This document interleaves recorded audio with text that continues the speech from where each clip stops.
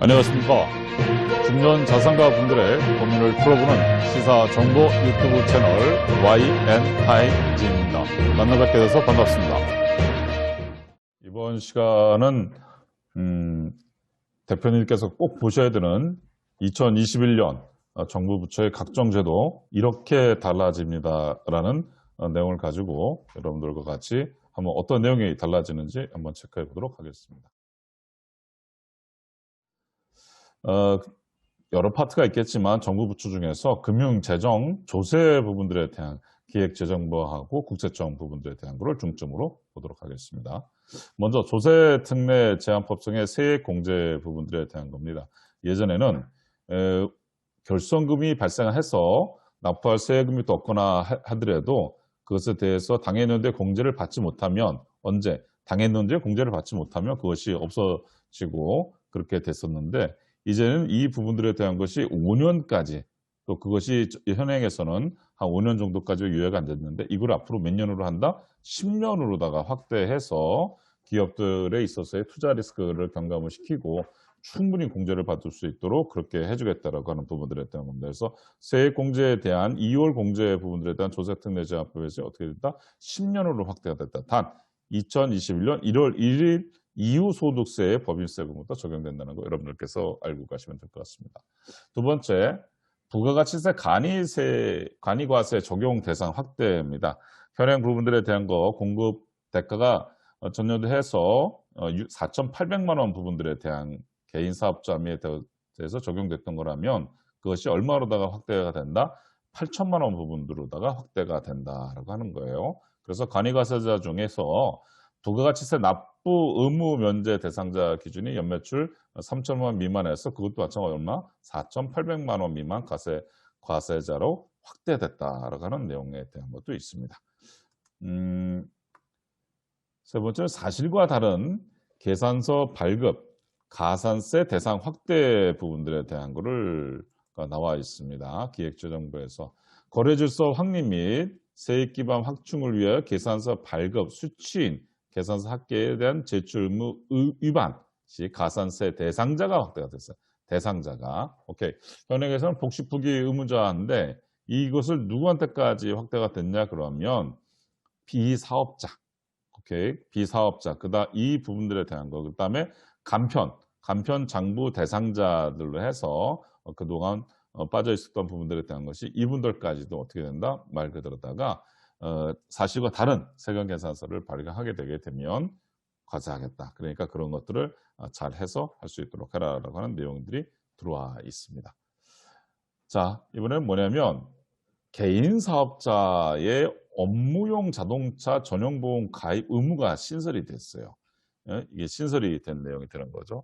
다시 말해서 뭐냐면 업무용 승용차가 그동안 사적으로다가 활용되는 게 많이 있었지 않습니까? 그래서 그런 부분들에 대한 것을 그러지 마라라고 하는 내용이에요. 쉽게 얘기하면 뭐냐 그러면 적용 대상 개인 사업자, 특히 성실 신고 확인 대상자예요. 뿐더러 전문직 업종 종사 사업자들을 얘기하는 거예요. 뭐 변호사, 회계 뭐 이런 부분에 대한 것을 말하는 거죠. 대상 차량 부분들에 대한 것은 보유하고 업무 승용차 중 한 대를 제외한 나머지 차량이에요. 한 대를 제외한 나머지 차량. 그러니까 한 대 부분도 인정이 되는데 나머지 부분들에 대한 것은 뭐가 아니라 업무용 자동차 보험에 대해서 가입을 하라 이거죠. 그래서 그 가입을 하게 되게 되면 말 그대로 어떻게 된다? 말 그대로 100% 부분들에 대한 것을 그걸 뭐 비용 처리해 주겠지만 그렇지 않은 부분들에 대한 것은 안 된다라고 하는 형태가 되는 겁니다. 그래서 여러분들께서 개인 사업자로 진행하시는 분들은 이런 부분들에 대한 것을 반드시 좀 체크하셔서 다른 부분들에 대한 것이 손해가 나지 않도록 여러분들께서 잘 체크하시기 바라겠습니다. 오케이. 자, 그 다음에 현금 영수증에 대한 발급 의무 확대가 됐어요. 현금 영수증의 발급 의무 확대예요. 그래서 거래질서 확립과 세원을 양성하고자 하는 형태가 되죠. 현재까지는 뭐 변호사라든지 이런 뭐 골프 운영업 부분들에 대한 77개 부분들에 대한 것이 의무 대상자였다 그러면 이것을 확대한 거예요. 확대되는 의무 대상 발급자 부분들에 대한 것이 뭐 기숙사, 고시원, 독서실운영, 두발명원, 그죠? 이런 부분들까지도 이제 다 되는 형태가 되는 거예요. 그래서 이 부분에 대한 건 언제 21년도 1월 1일 재화 용역을 공급하는 부분부터 해가지고 되기 때문에 웬만한 부분들에 대한 것은 다 어떻게 된다? 현금 영수증 발급을 의무화하는 것이 맞습니다. 오케이. 자, 또 하나는 뭐냐면 소득세 최고 세율 부분들에 대한 것이 조정이 됐어요. 여러분들께서 관심을 참 많이 갖고 계셨던 부분들에 대한 거예요. 소득의 재분배 및 기능의 사회적 연대를 강화하기 위해서라고 하는 큰 그 뜻을 그거 가지고 종합소득에 대한 과세 표준을 10억을 초과하는 부분들에 대한 것이 신설이 되어 있어요. 그래서 10억을 초과하게 되게 되면 어떻게 되겠어요? 45%로다가 되는 형태가 되는 거죠. 그래서 이 부분도 마찬가지 21년도 1월 1일자부터 시작되는 형태가 되는 거죠. 그래서 단계가 하나 더 생긴 거예요. 1,200만 원 이하, 1,200에서 4,600, 4,600에서 8,800, 8,800에서 1억 5천, 1억에서 3억, 3억에서 5억, 5억에서 10억, 10억 초과 이렇게 해가지고 45%짜리가 더 생겼다라고 이렇게 생각하시면 됩니다. 오케이. 자, 다음 부분들에 대한 겁니다. 뭐냐 그러면 신탁에 대한 소득세 과세 체계가 개편됐다고 하는 거예요. 이 부분에 대한 것은 이렇게 간단하게 하기에는 워낙 신탁이라는 내용이 참 많아서 이 부분에 대한 것은 별도로다가 다시 한번 준비를 해보겠지만 일단 나와 있는 부분들에 대한 거를 가지고서 간단하게 좀 정리를 해보죠. 신탁의 유용성과 다양성을 활용하고 위탁자의 조세 회피를 방지하기 위하여 신탁에 대해서 이 신탁 소득에 대한 과세 방식을 다양화했던 거로 볼 수가 있습니다. 오케이. 그래서 이 신탁 재산의 귀속에 되는 소득은 신탁 재산에 발생하는 소득의 원점별 구분하여 수익자의 소득세를 과세하는 부분들에 대한 건데 이 부분들에 대한 것을 정확하게 좀 끌고 가서 정리를 했어요. 수익자 과세 부분들에 대한 거. 수익자가 과세하게 되면 뭐야? 수익자가 받으니까 과세가 되는 거죠. 그것이 가장 일반적인 경우가 되는 거죠. 소득 원점별 과세. 근데 위탁자 과세를 하겠다라고 하는 게 있어요. 뭐냐면 위탁자한테 과세를 하겠어. 이 부분들에 대한 뭐냐? 실질적인 수익자가 위탁자인 경우에. 그럼 당연히 그렇게 되는 거죠. 오케이? 그래서 수익자가 없는 경우, 위탁자가 신탁을 통제 지배하는 경우 이런 부분들에 대한 거. 오케이? 그래서 여러분들께서 이런 부분을 보시게 되면 무슨 뭐 목적 신탁이라든지 공익 신탁 이런 부분들에 대한 거 볼 수가 있겠죠. 그래서 원천별 과세 부분들에 대한 것이 되겠다. 오케이? 신탁 재산에 대한 법인세 과세예요.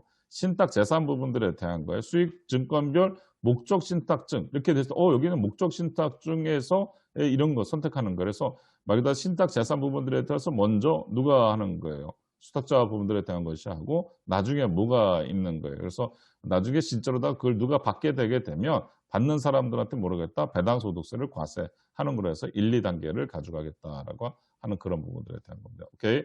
개정된 부분들에 대한 건 21년도 1월 1일 신탁을 체결한 분부터 적용이 되는 거예요. 오케이. 그래서 여러분들께서 이 부분들에 대한 것을 알고 계시면 될 것 같습니다. 오케이. 다음에 대선에 대한 송금 불산입 되는 거예요. 대선 충당금이라고 해서 우리가 보통 그런 부분들에 대해서 얘기를 하는데 만약에 그것이 특수 관계인한테 자금이 대여된 부분들에 대한 것이라고 한다 그러면 그 부분들에 대한 것은 어떻게 되겠어요? 못 받을 수 있는 돈이다라고 그것을 어떻게 인정해 주는 것이 대선 충당금인데 이런 것에 대한 대선금 부분들에 대한 건 어떻게 해서 송금산으로 불산입시키겠다는 거죠. 그러니까 인정을 안 해주겠다라고 하는 거예요. 그러니까 결과적인 거는 특수 관계인한테 자금이 대여가 되게 되면 그 부분에 대한 건 어떻게 된다? 갖고 들어와라 이거예요. 그래서 부분을 명확하게 하자라고 하는 거죠. 자, 증권거래세율 인하 부분들에 대한 겁니다. 증권거래세율 인하. 코스피 부분들에 대한 건 0.0에 0.1에서 0.08, 0%. 23년도에는 제로가 되는 형태가 되는 코스닥은 0.15.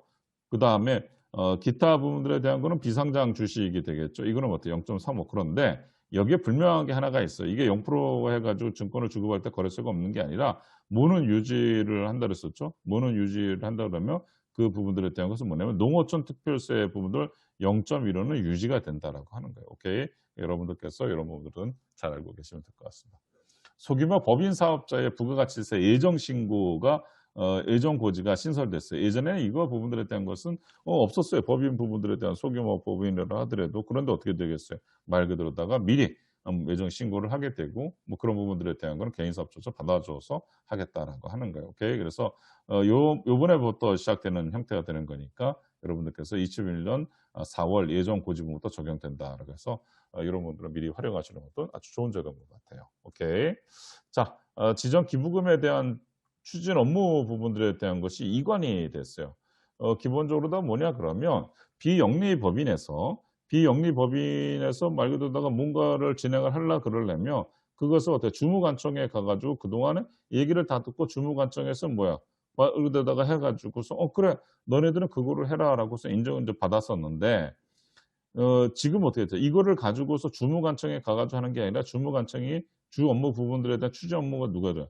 국세청으로 갔어요, 국세청. 그러니까 국세청에 가 가지고 먼저 설명을 듣고 세금 관련 여러 가지 들은 다음에 그다음에 주무부서에서 어떻게 된 거예요? 인제 인정을 받게 되게 되면 지정 기부 단체로다가 인정을 받아서 인제 기부를 받을 수가 있는 형태. 이렇게 되겠다는 거죠. 오케이. 그래서 인제 그래서 지정 기부금 단체의 추진 업무 부분들에 대한 것이 이관됐다.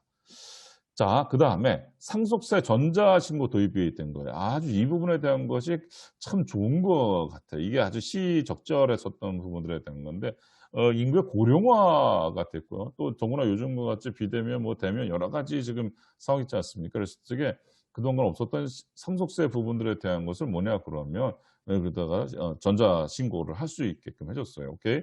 19 년도 부분들에 대한 거는 이렇게 상속세 신고 인원 부분들에 대한 거 9,555 명이 있었으니까 이런 분들이 다 지금 참고를 했었었는데 이제 어떻게 되겠어요? 말 그대로 다 간편하게 어떻게 된다. 회계 프로 그러니까 국세청 프로그램 가지고서 인제 신고하게 되는 거죠. 오케이. 자 이건 언제냐 그러면 15 년을 걸쳐 21 년도 2월 달에 개통할 예정으로 잡혀 있어요. 그래서 이런 부분들에 대한 것이 도움이 되게 삶에 많이 도움이 될 거라고 생각을 합니다. 오케이. 자 오늘은 여러분들과 같이 21 년도 각 부처가 정부 부처에서 바뀌는 제도에 대한 것을 여러분들과 같이 알아봤습니다. 구독, 좋아요, 알림 설정까지 그다음에 이런 좋은 부분들에 대한 건 주변에 대표님들한테 많이 공유가 돼서 이런 것을 놓치고 가지 않도록 그래서 회사 부분들에 대한 것 또 개인 자산 부분들에 대한 것을 잘 지킬 수 있어서 행복한 삶이 영위될 수 있도록 그렇게 해 주시기 바라겠습니다. 자 다음 시간에도 좋은 콘텐츠 갖고 찾아뵙도록 하겠습니다. 고맙습니다.